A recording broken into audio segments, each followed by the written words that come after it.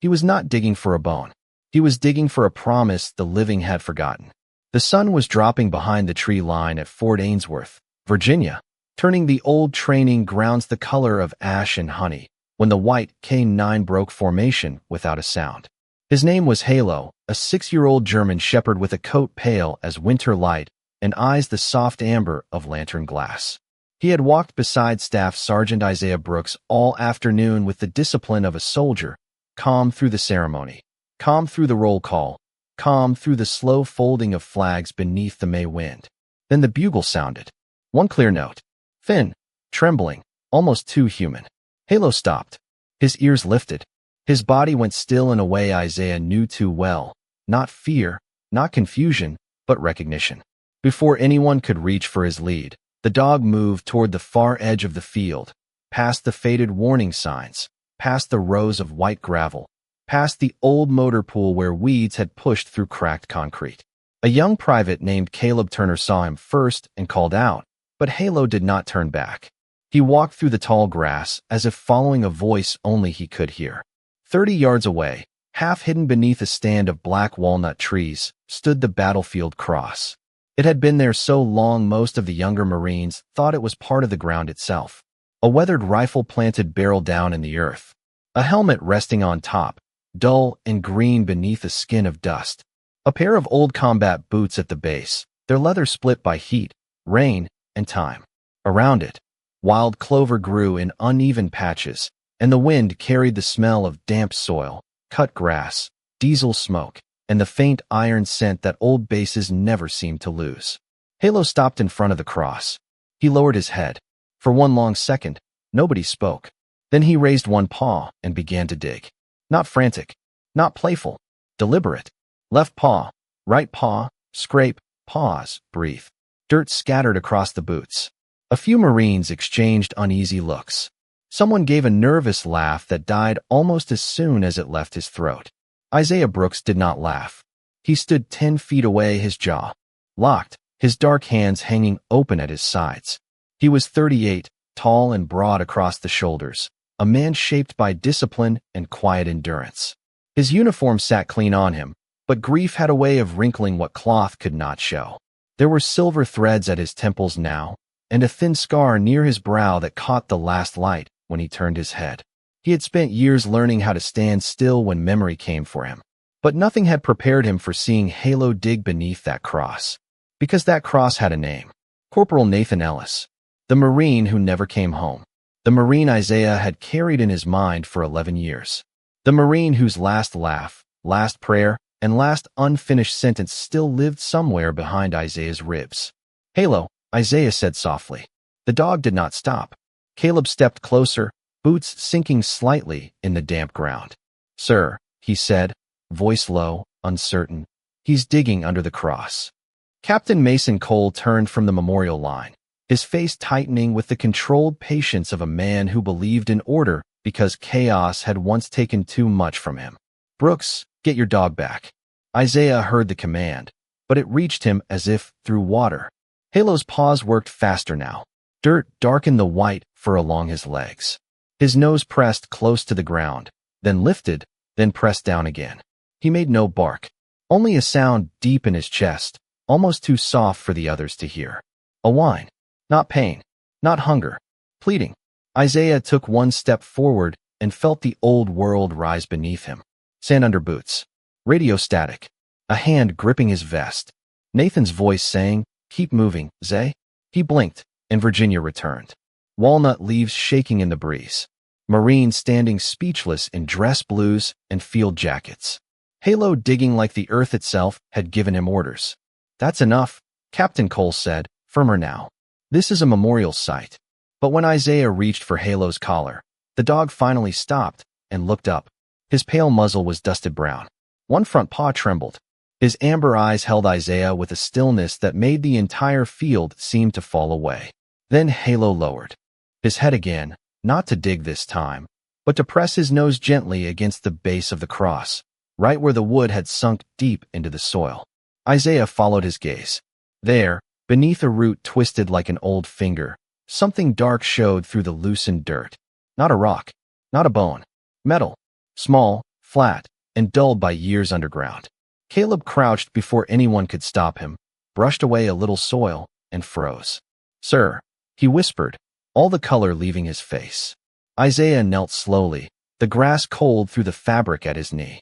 He reached down with 2 fingers and lifted the object from the earth. It was a piece of a dog tag, bent at one corner, its chain broken, its stamped letters worn but not gone.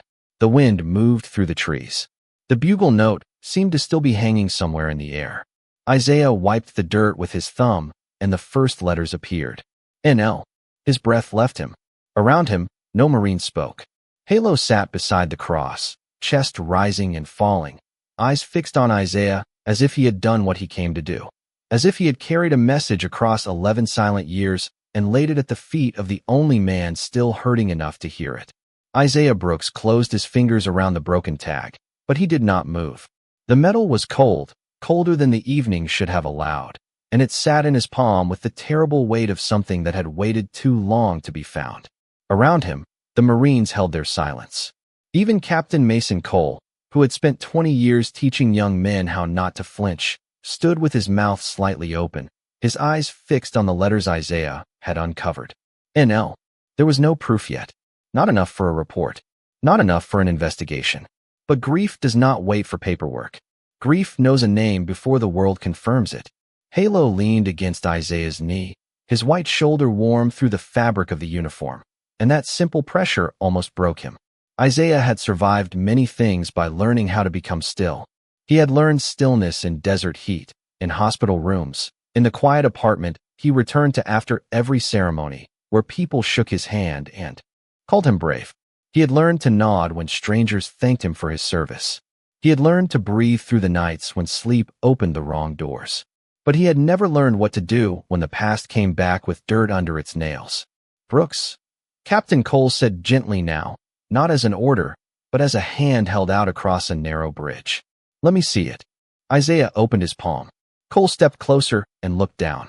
The old tag was bent and scarred by time, the stamped letters shallow beneath the mud. For a moment, the captain said nothing. The wind moved through the walnut trees, carrying with it the smell of cut grass, damp earth, and rain building somewhere beyond the western ridge. At the edge of the field, the last of the memorial flags lifted and fell as if breathing. "We need to secure this area," Cole said at last. His voice had gone low. "Careful. Nobody touches the cross. Nobody digs further until explosive ordnance disposal and the base historian are present." Caleb Turner swallowed hard. The young private still crouched near the disturbed soil, his hands muddy, his face pale beneath the brim of his cover. He looked barely old enough to carry all the questions now crowding his eyes. "Sir, what if there is more under there?" Cole looked at him. "That is exactly why we wait." Halo gave a soft sound, not quite a whine this time, and lowered himself beside the battlefield cross. He stretched his body across the torn patch of earth as if guarding it. Isaiah finally exhaled. He had known Halo for almost 3 years, ever since the dog had been transferred from a closed training program in North Carolina after budget cuts and bad paperwork nearly erased him from service. The file had called him difficult, too quiet, too selective, unreliable with handlers he did not trust. Isaiah had read that sentence twice, then stood outside the kennel while the white shepherd watched him from the shadowed back corner. Halo had not barked. He had not rushed forward. He had only stared through the chain link with those pale amber eyes that seemed to measure sorrow more than danger. Isaiah remembered what he had said that day. "You do not trust easy." Huh. The dog had blinked once. Isaiah had understood. Trust, for both of them, had become a language of distance. Back then, Isaiah was already a decorated Marine, though he wore praise the way some men wore a coat that did not fit. People saw the medals first. They saw the straight posture, the polished boots, the deep voice that could quiet a room without rising. They saw a black Marine who had climbed through every hard expectation placed before him and never complained where anyone could hear. They did not see the man who sat in his truck outside grocery stores because a sound inside had turned the air too tight. They did not see the man who kept a photograph in the glove compartment and could not bring himself to look at it because Nathan Ellis was smiling in that photograph, one arm thrown around Isaiah's shoulders, both of them young enough to believe promises were stronger than war. Nathan had called him Zay. Nobody else did. Not anymore. Isaiah had tried to bury that name with the rest of the mission. He had tried to believe the official words. Ambush. Confusion. Recovery impossible. He had listened while officers explained what could and could not be done. He had accepted the folded flag meant for a family who had never fully been found. He had stood before the empty battlefield cross when it was first built at the old training ground, and he had whispered an apology so small the wind took it before God could. After that, he stopped asking for signs. Signs were for people who still believed heaven answered in time. Then Halo came into his life with no dramatic rescue, no music, no sudden miracle. Just a dog with a white coat and a wounded patience, sitting in the back of Isaiah's truck as if he had always belonged there. Over months, Halo learned Isaiah's steps, his moods, the quiet shift in his breathing before a memory arrived. He would press his head against Isaiah's hand during thunder. He would sit facing the door when Isaiah could not sleep. He would not obey everyone, but he obeyed Isaiah, not because he was broken into obedience, but because he had chosen him. Now, as dusk folded deeper over Fort Ainsworth, Isaiah looked from the broken tag to the dog lying beside Nathan's cross, and the world felt less like a place of facts than a place of unfinished prayers.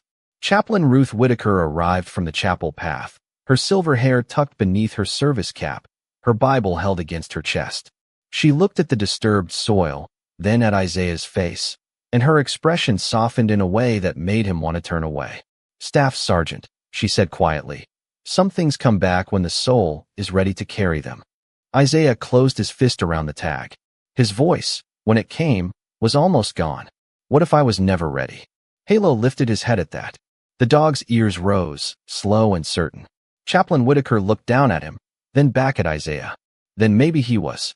Isaiah Brooks stayed on his knees long after the dog tag rested in his hand, feeling the chill of the evening air seep through his uniform and into his bones.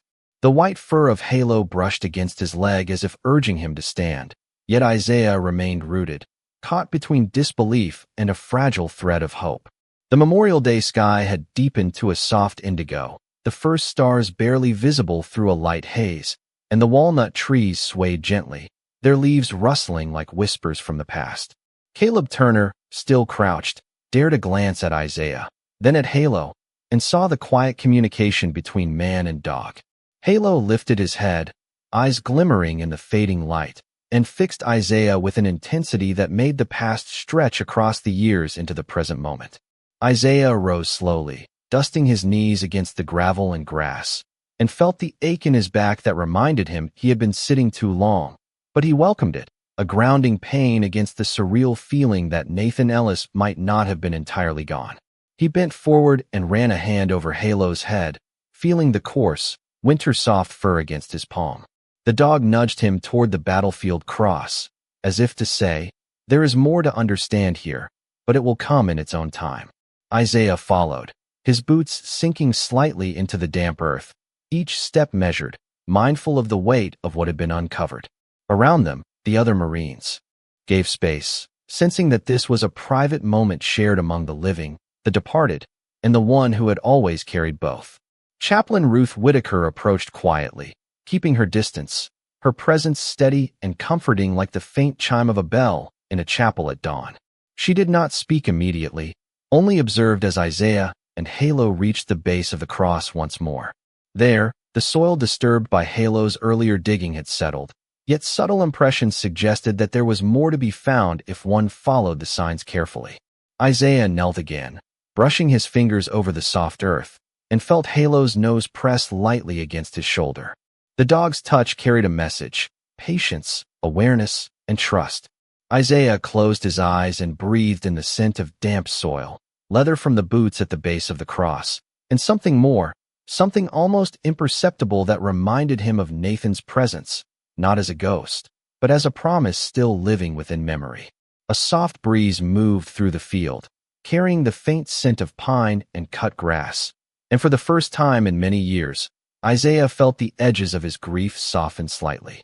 Caleb shifted, standing now at a respectful distance, hands clasped behind his back, eyes wide and quiet, understanding that this was not a moment for speaking, but for seeing, feeling, and acknowledging.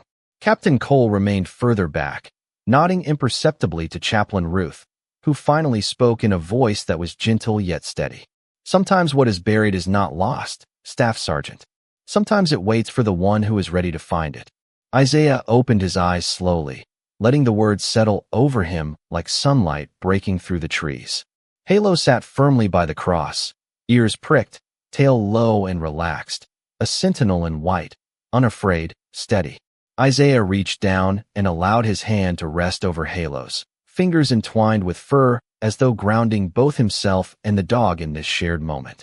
He could feel the years of silence, of unanswered questions, pressing into him, and yet, the air between the three, the man, the dog, and the cross, was no longer heavy with absence. Instead, it carried a soft expectancy, a quiet acknowledgement that the path forward, though still uncertain, was marked by a connection that neither time nor distance could erase. The sky darkened further, stars emerging slowly, punctuating the horizon with faint pinpricks of light. Halo lifted his nose, sniffing the wind, alert to movements unseen, yet confident in Isaiah's presence.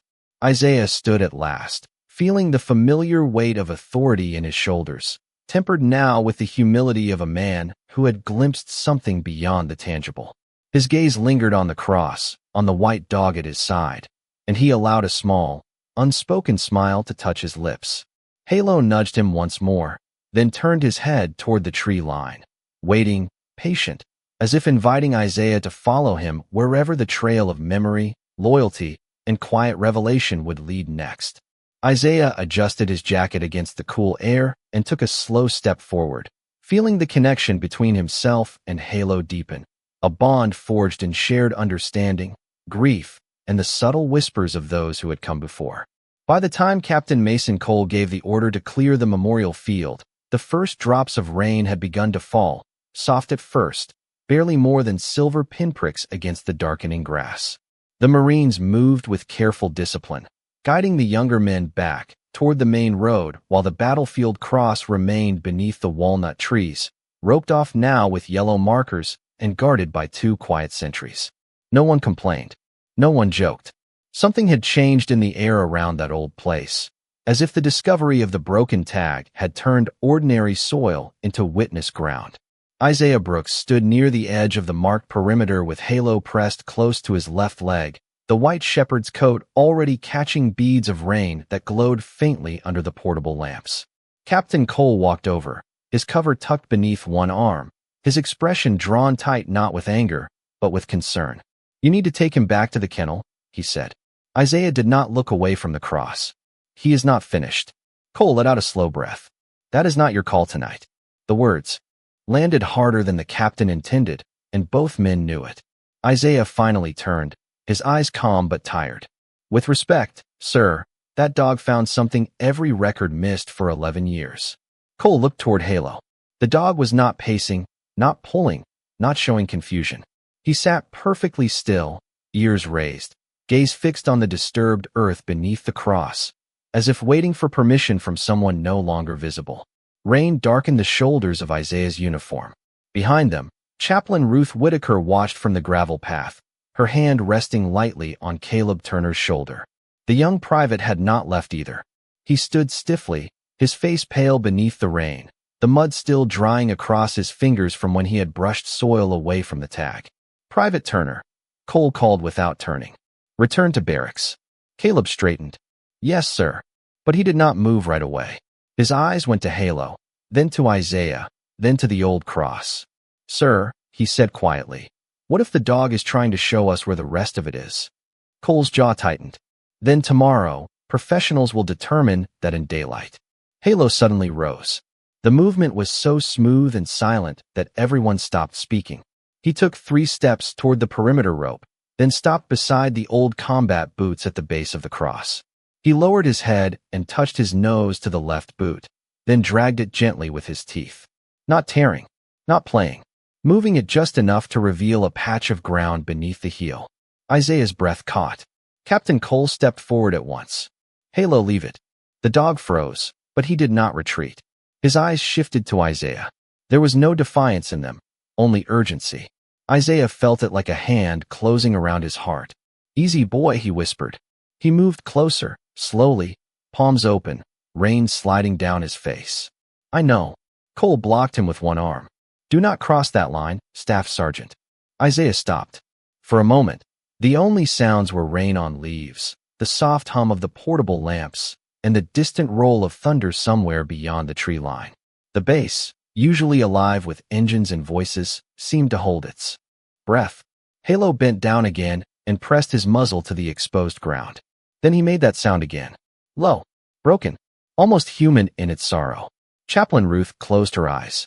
Caleb looked away as if the sound had found a private room inside him. Isaiah swallowed against the ache rising in his throat. He had heard Marines cry without tears before. He had heard men breathe through grief because speaking would make it too real. Halo sounded like that now. Not like an animal wanting a command. Like a witness begging the court to listen. Captain Cole rubbed a hand over his face. He was not a cold man. He had simply buried his own memories under rules because rules did not tremble. But even he could not ignore the sight of the white K9 lying down in the mud, placing his body across the little patch of exposed soil as if protecting a sleeping child. Get him up, Cole said, softer now. Isaiah stepped across the rope before anyone could stop him. The captain stiffened, but did not shout. Isaiah knelt beside Halo, placing one hand on the dog's wet back. The shepherd was trembling, not from fear, but from the effort of holding still. Halo, Isaiah murmured, come on, let them do this right. The dog turned his head and looked at him. Rain ran along the bridge of his pale muzzle. Then, with heartbreaking care, Halo placed one muddy paw over Isaiah's wrist and held it there. Under Isaiah's hand, beneath the thin layer of mud, something firm pressed back from the earth. Not deep, not random, hidden exactly under where the boot had rested for years. Isaiah did not dig. He only looked up at Cole. The captain saw his face and said nothing. A long second passed. Then Cole reached for his radio. This is Captain Cole at the old memorial ground, he said, voice steady but changed. I need explosive ordnance disposal, military police, and historical recovery on site at first light. Until then, this area stays sealed. He lowered the radio and looked at Isaiah. And the dog stays with you. Halo's trembling eased at those words. He lowered his head onto Isaiah's wrist, eyes still open, still watching the cross. Caleb stood in the rain with his hands at his sides, unable to explain why tears had gathered in his eyes. Chaplain Ruth stepped closer and whispered, not to anyone in particular. Some guards are not posted by command.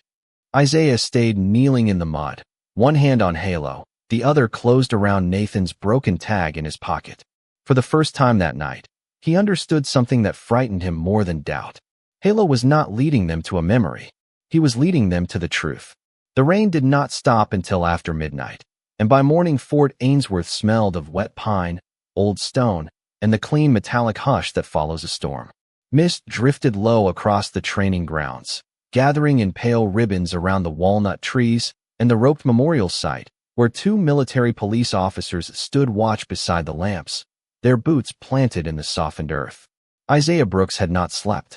He had spent the night in the small administrative office beside the kennel, sitting in a metal chair with Halo stretched across the floor at his feet, one white paw resting against Isaiah's boot, as if sleep itself required contact. Every time thunder murmured beyond the hills, Halo opened his eyes and looked toward the old field.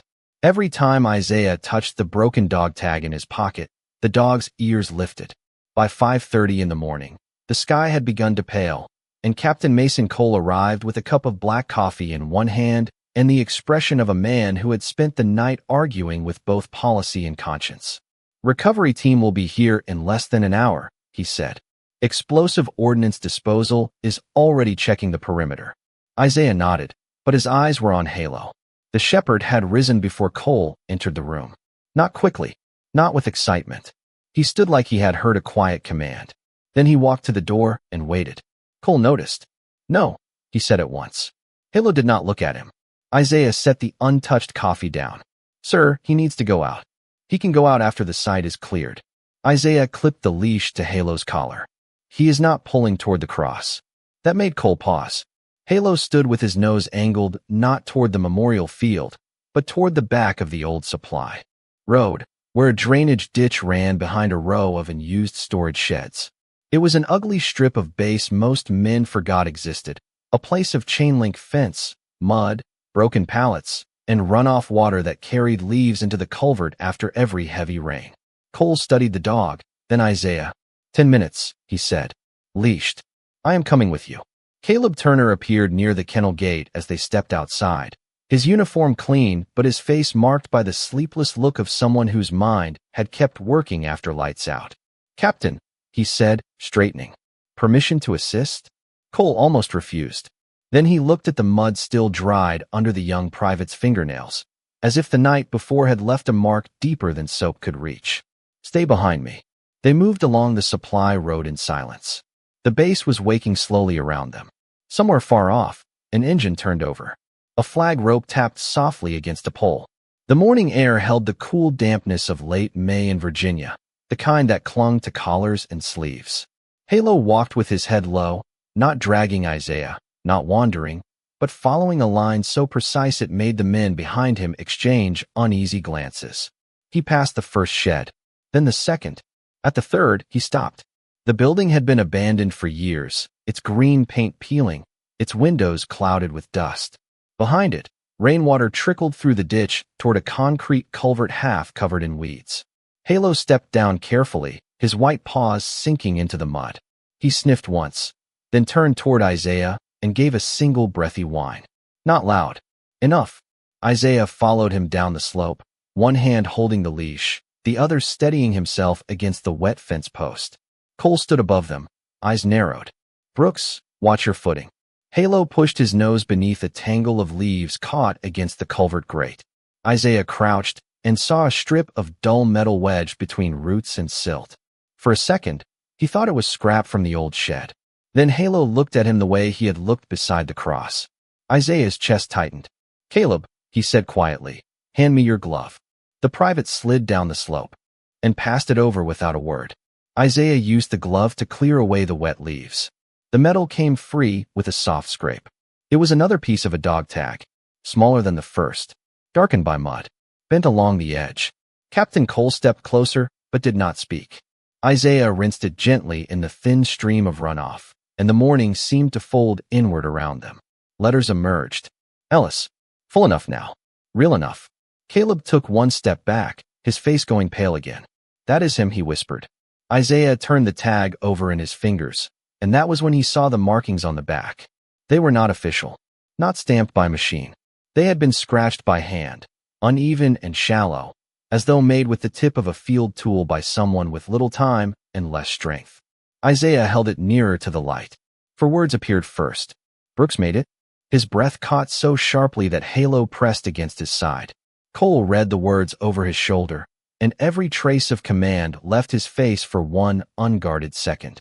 Caleb's lips parted, but no sound came out. The ditch water whispered around their boots. Somewhere in the distance, the morning flag rose, and the bugle began to play colors, faint and solemn across the base. Isaiah stared at the question on the tag until the letters blurred. Brooks made it. Not blame. Not accusation. Not why did you leave me. A question. A hope. Nathan's last known thought had not been anger. It had been Isaiah. Halo nudged Isaiah's hand, gentle as a prayer. The white shepherd's fur was muddy now, his paws dark from the ditch, but his eyes remained steady, full of that impossible patience that had carried them from the cross to this forgotten runoff behind a shed no one cared about. Isaiah closed his fingers around the tag and lowered his head. For 11 years, he had believed he was the wound Nathan left behind. Now, in the quiet mud of a Virginia morning, a dog had uncovered something more difficult to bear and more merciful than guilt. Nathan had been trying to know if he lived. Captain Cole finally spoke, his voice rougher than before. Nobody moves from this spot. He lifted his radio. Recovery team, redirect. To storage row 3. We have located additional personal effects. Caleb looked at Isaiah, eyes shining with a grief he did not fully understand. Staff Sergeant, he said, barely above a whisper. How did Halo know? Isaiah looked down at the white K9, at the mud on his paws, at the leash slack between them, at the calm certainty in the animal's face. He had no answer that would fit inside a report. He only slipped the second tag into his palm beside the first and felt the broken half's touch. Maybe, Isaiah said softly. Some promises keep calling until somebody loyal enough hears them.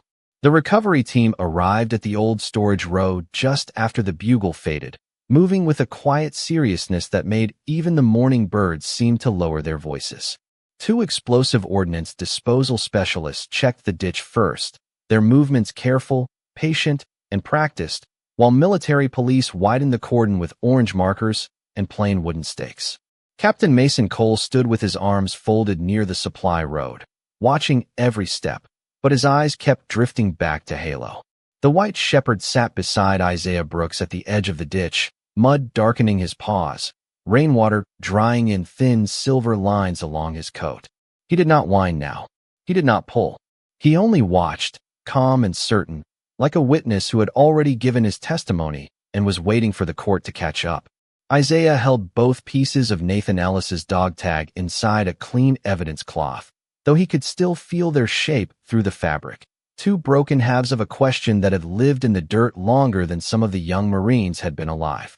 Caleb Turner stood a few feet behind him, quiet, hands clasped so tightly that his knuckles had gone pale. Every few seconds, the private glanced at Isaiah, then at Halo, then toward the old memorial field beyond the trees, as if the base itself had become a map written in a language he was only beginning to understand. By 7 o'clock, the recovery team had cleared the ditch and turned their attention back to the battlefield cross. The rain had softened the earth beneath it, and the morning sun, still hidden behind gray clouds, cast the field in a flat, reverent light. Chaplain Ruth Whitaker stood near the perimeter with her service cap in both hands. She had not been asked to stay, but no one asked her to leave. Some presences were not official, yet everyone understood why they mattered. The team approached the cross with tools that looked too ordinary for such a holy task. Brushes, small shovels, evidence bags, measuring tape, a folded tarp. One of the specialists knelt first and examined the place where Halo had moved the old boot. He pressed 2 fingers into the softened soil, then looked up at Cole. "There is something here." The words passed through the gathered Marines without raising a sound. Isaiah felt Halo lean into his leg. Not hard, just enough. The dog's warmth anchored him as the specialist began brushing away the mud by hand. Inch by inch, the earth gave up what it had held. First came a strip of weathered fabric, dark green beneath the stain of years. Then a corner of rusted metal.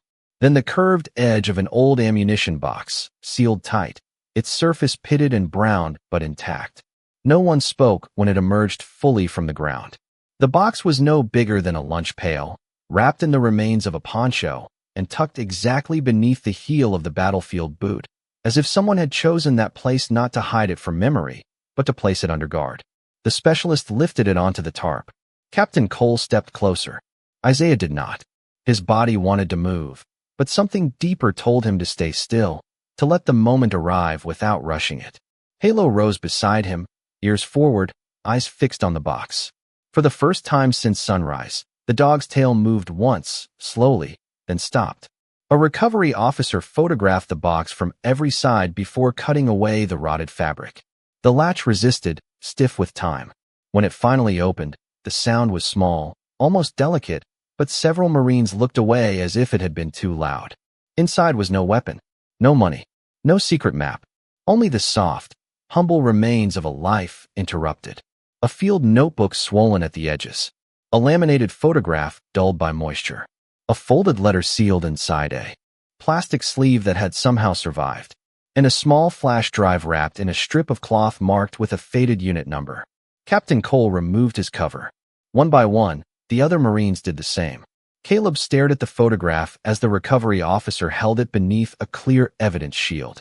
Isaiah saw it from where he stood and felt the world tilt.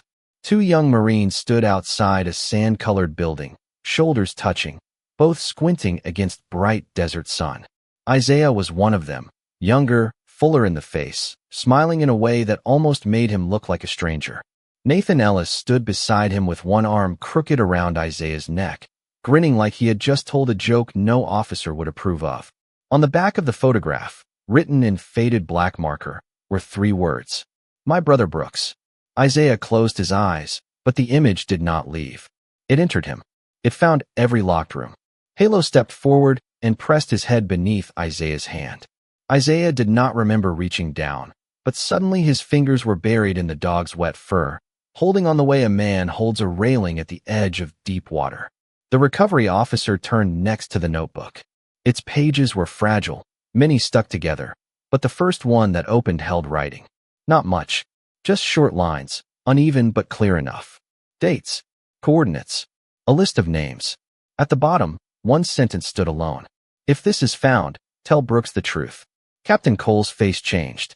Something in his posture gave way, not weakness, but the surrender of a man realizing the official story might have been too small for what had really happened. Caleb whispered, "Why would he write that?" No one answered. The recovery officer lifted the sealed letter last. Its paper had yellowed, but the writing inside remained visible through the plastic. Isaiah saw the first line before anyone read it aloud. "Zay, if you are reading this, then the good Lord let one more message get through." The nickname struck him with more force than any ceremony ever had. His knees weakened, and Halo immediately stepped across his boots, bracing against him without command. Chaplain Ruth moved closer, her eyes shining but steady. "Staff Sergeant," she said softly, "you do not have to hear it all at once." Isaiah looked at the letter, at the box, at Caleb's frightened young face, at Captain Cole standing bareheaded in the wet grass, and then at Halo, whose white coat carried mud from the ditch and soil from the cross, as if he had walked through every buried year to bring this moment home. Isaiah swallowed, his voice low but certain. "Yes," he said, "I do." Isaiah Brooks unfolded the letter slowly, letting the plastic sleeve protect the fragile paper while he read each line as though speaking it aloud might dissolve it into nothing. Halo stayed close, body pressed against Isaiah's legs, ears pricked, tail low but steady, eyes following every movement of his handler. The first words reached Isaiah with a weight he had not anticipated. "Zay, I am sorry it took so long." He swallowed hard, feeling the knot in his chest tighten.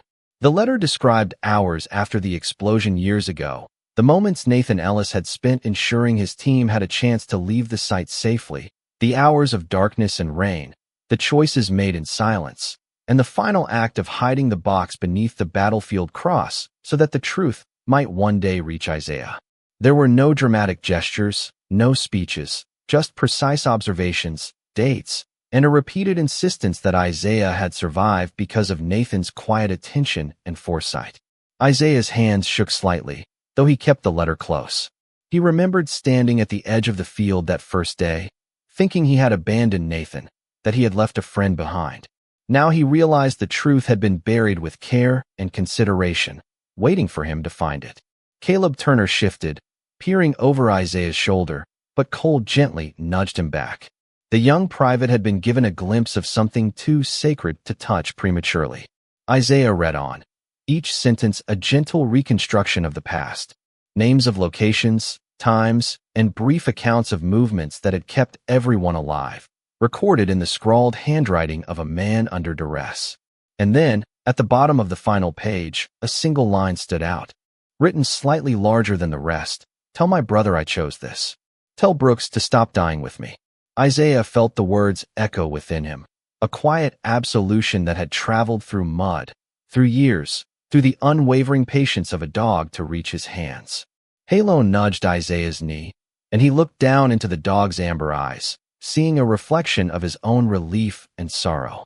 The sun had broken through the cloud cover, washing the field in pale gold, turning every droplet of moisture on leaves and grass into tiny points of light, a quiet celebration of revelation and closure.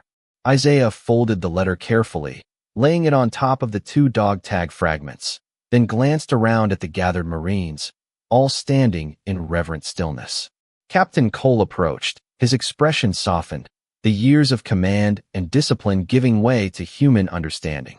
"Staff Sergeant," he said quietly, "you are authorized to take custody of the letter and the tags. No one else is to touch them until formal records are updated." Isaiah nodded, unable to speak at first. Halo shifted beside him, ears flicking toward Caleb, who was still frozen a few feet away. Isaiah gestured toward the private. "Come here," he said gently. Caleb stepped closer, and Halo wagged his tail slowly, acknowledging the boy's presence without ceremony. Isaiah picked up the two halves of Nathan's dog tag and pressed them together, feeling the alignment in his hand, the weight, the edges worn smooth by years of waiting. He knelt, holding the tags up to Halo's nose, and the dog inhaled deeply, exhaling with a soft sigh, as though confirming that the message had been delivered and understood. Chaplain Ruth stepped forward, extending her hand briefly to rest over Isaiah's shoulder, a grounding touch that spoke more than words could. The wind carried the faint rustle of leaves, and for a moment, the field was still, holding all the living and the departed in its silent grace. Isaiah looked once more at the battlefield cross, at the boots, at the helmet, at the rifle that had stood for years as a placeholder for absence, and he whispered softly, "You did what you had to do, Nathan. I hear you. Now." Halo nudged his hand again, resting his head lightly against Isaiah's knee. Caleb finally exhaled, a small breath that seemed to release the tension from hours of waiting. Captain Cole stood back, allowing the moment to exist uninterrupted. The rain from the night before had left rivulets in the soil, small streams reflecting the sky, and Isaiah watched as sunlight glinted across each droplet. The letter, the tags, and Halo's steadfast presence had transformed what had been a routine recovery into a living memory, one that would not fade from their minds. Isaiah closed his eyes briefly, feeling the culmination of years of doubt and silence, the presence of a friend, a brother, a life remembered, and the unwavering loyalty of the white K9 at his side, a witness, a guide, and a companion in the quiet unfolding of long-awaited truth. The formal review began inside the old records office just before noon, while the memorial field dried beneath a thin, forgiving sun.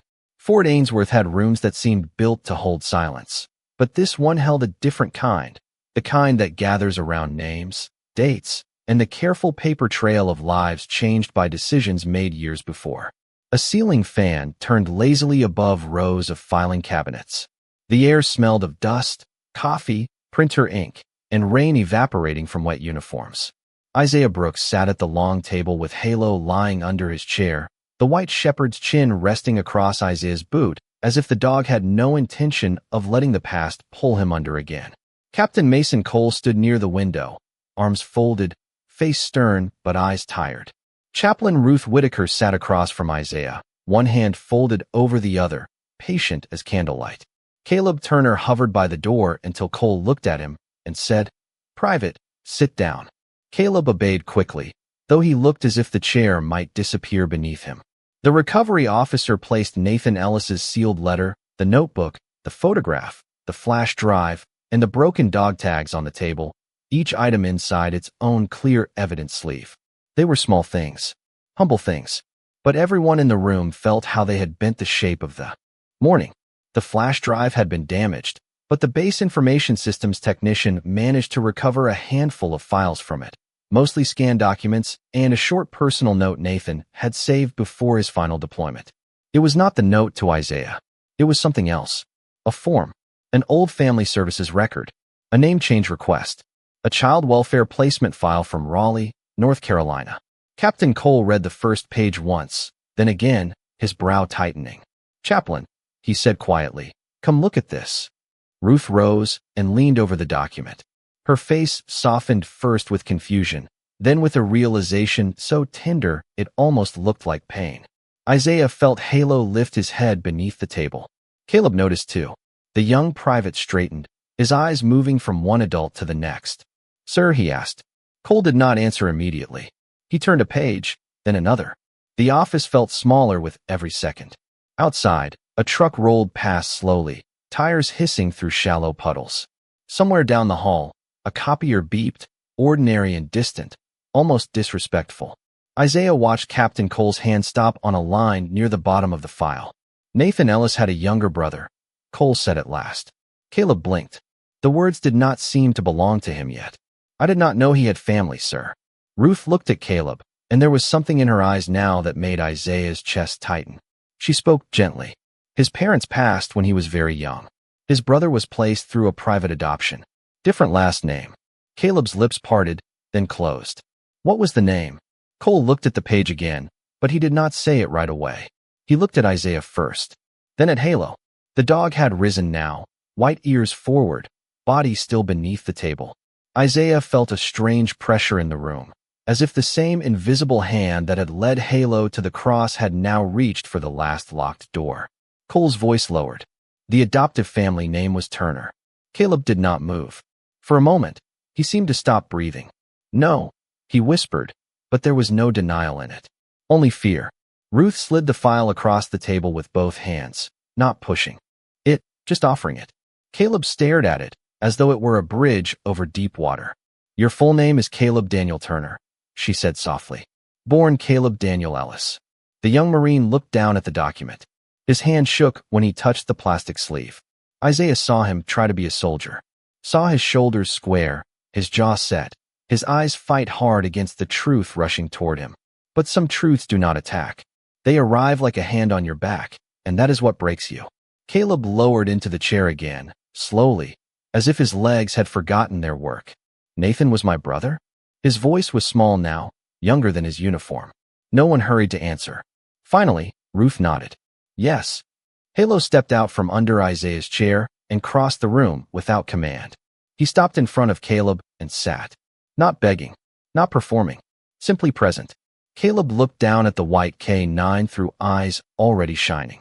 "How did you know?" he asked, as though Halo might answer. The dog leaned forward and placed his head on Caleb's knee. That was all.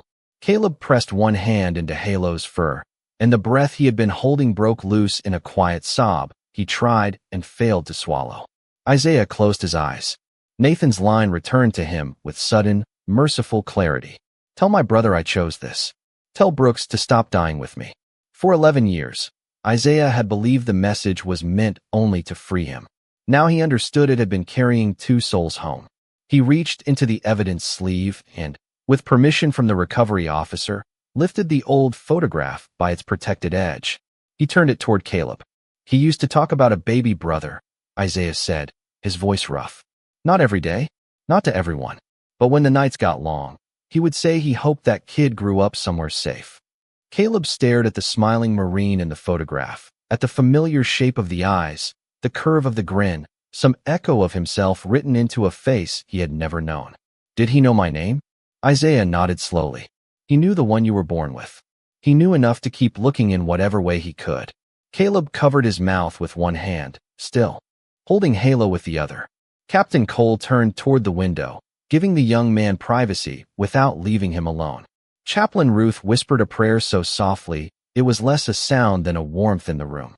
Isaiah looked down at Halo, whose white coat was still stained with Virginia mud, whose paws had found a tag, a box, a letter, and now a brother. The dog closed his eyes beneath Caleb's trembling hand, peaceful at last. And in that dusty records office, among files and evidence sleeves and the smell of old paper, no one believed anymore that Halo had been searching for metal beneath the earth. He had been searching for the living pieces of a promise, the ones still breathing, still hurting, still waiting to be found. By late afternoon, the old memorial field no longer looked abandoned. Marines had cleared the weeds around the walnut trees, brushed the mud from the boots, polished the weathered helmet, and replaced the frayed rope with a clean cord that moved softly in the breeze. The battlefield cross still stood where it always had, but now it seemed less like a marker for absence and more like a door that had finally opened. The sky over Fort Ainsworth had turned a clear Virginia blue after the storm, and the sunlight fell through the leaves in slow gold ribbons, touching the wet grass, the folded flag, the evidence table, and the white coat of Halo as he lay beside Isaiah Brooks with his head resting on his paws. The dog had slept only a little, but there was no restlessness in him now. His work had changed shape. He was no longer searching. He was keeping watch. At 5 o'clock, Captain Mason Cole called the formation together, not for ceremony in the usual sense, but for something quieter. No microphones, no grand speeches. Just the men and women of the base standing in a half circle around the cross, their covers removed, their faces open to the evening light. Chaplain Ruth Whitaker held Nathan Ellis's letter in both hands, sealed again inside its clear sleeve. Caleb Turner stood beside Isaiah, shoulders squared, eyes red but steady. He looked different than he had that morning. Not older exactly, but anchored, as if a missing part of his life had come home and settled into place with both sorrow and grace. Isaiah held the joined dog tags in his palm. They had been cleaned enough for the letters to show, but not so much that time had been erased. And Ellis. The broken line was still there, faint and real, because some things are not meant to look untouched. Some things are holy because they were carried through damage and still arrived. Halo lifted his head when Isaiah stepped forward.